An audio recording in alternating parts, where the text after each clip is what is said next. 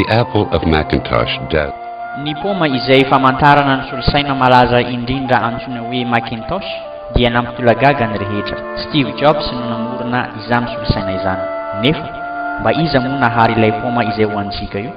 Ny stéthoscope dia niforon'ny dokotera frantsay antsoina hoe René Laennec tamin'ny taona 1818. Nefa mba iza moa nahary ny sofina izay ahenontsika ny feo rehetra io?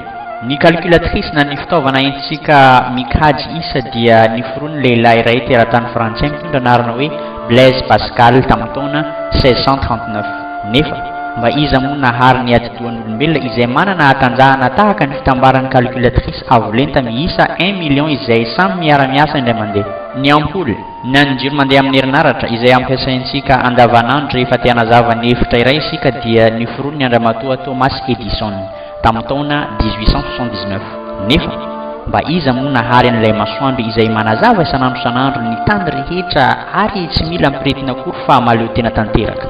Ny fiaramanidina dia niforon'ny andramatoa Wilbur Wright tamin'ny taona 1903. Nefa mba iza moa nahary an'ireo vorona manidina etsiroa mandritra ny fotoana maharitra sy manera ny abakabaka rehetra sy misy solika akory.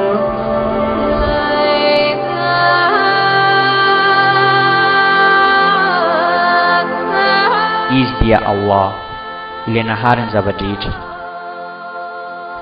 Tadiavo izy, fa ho hitanao izy.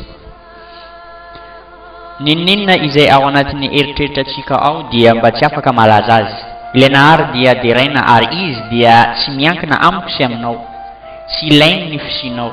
Ny zavadrehetra nohariny dia tsy maintsy manaraka ny antony nohariny azy.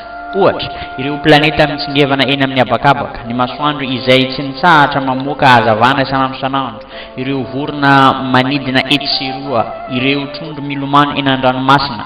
Ny zavadrehetra dia manatanteraka ny didy rehetra napetraka taminy, afa-tsy olombelona sy jiny ihany.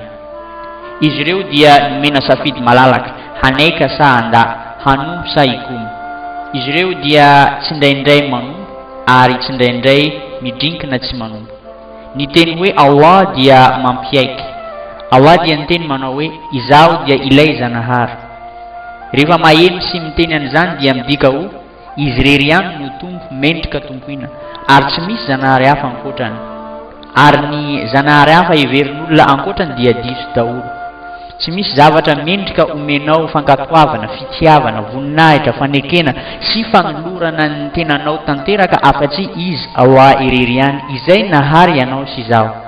Ary izy dia ambonin'ny lanitra rehetra sy ny tany, misaraka tanteraka amin'ny zavaboary namboariny. Allahu, Allahu, Allahu.